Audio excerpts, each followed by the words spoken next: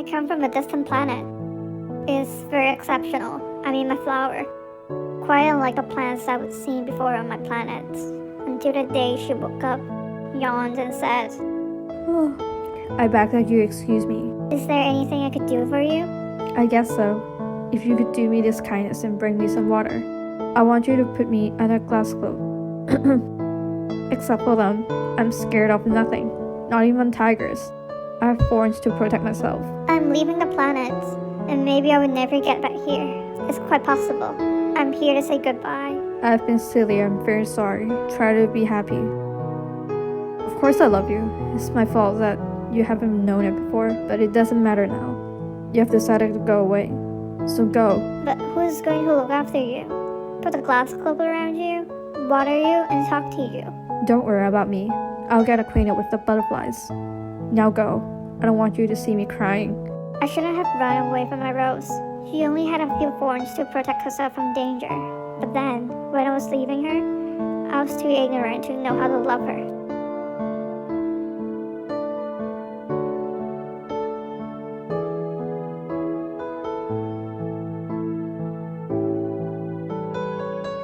The first planet belonged to a businessman.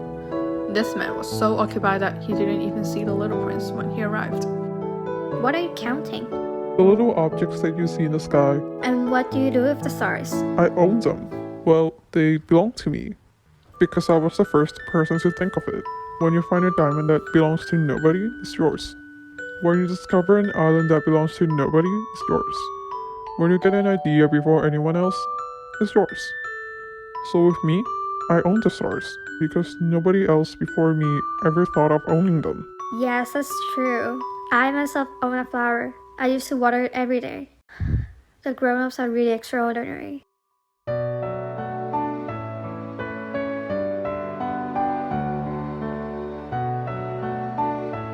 The second planet was 10 times larger than the last one. It was inhabited by an old gentleman who wrote many books. What is your occupation? I'm a geographer. Your planet is so beautiful. Does it have any oceans? I can't tell you. How about mountains? I can't tell you. And towns, rivers, or deserts? I can't tell you that either. But you're a geographer. Exactly, but I'm not an explorer. It's not a geographer who goes out to count the towns, rivers, mountains, and the seas. He doesn't leave his desk. But he has his explorers for bringing information about the world. Who can be an explorer? Someone trustworthy. An explorer who told lies would bring disaster on the books. I have a flower.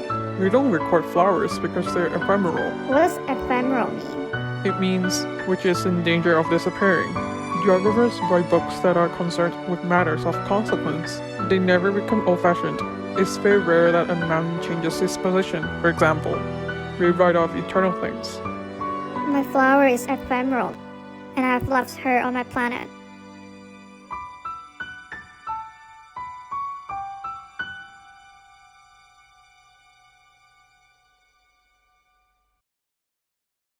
The little prince comes to the earth and sees a garden full of roses.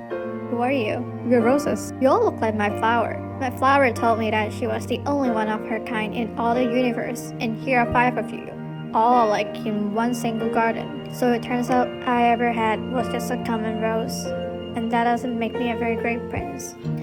It was then that the fox appeared. Come play with me. I can't play with you. I'm not tamed. What does that mean, tame? It is when you do what other people want you to do. Do what other people want you to do, even when you don't want to do it, or when you don't understand why. Just that.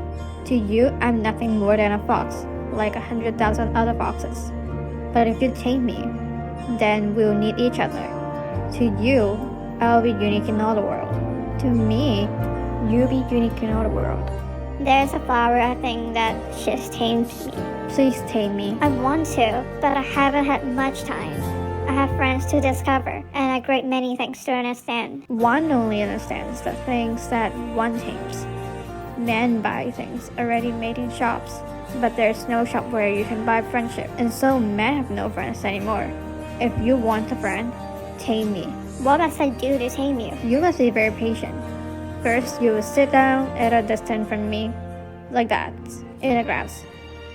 I'll look at you, and you say nothing. Words are the source of misunderstandings, but you sit a little closer to me every day. I think we're friends already, but now it's time for me to go. If you go, I will cry. It's your own fault. I never wished you any sort of harm. You wanted me to tame you. Yes, that is so. Before you go, I want to tell you a secret. It is only with the heart that one can see rightly. What is essential is invisible to the eye. It is the time you have wasted for your rose that makes your rose so important. It is the time I've wasted for my rose. Men have forgotten this truth, but you mustn't forget it.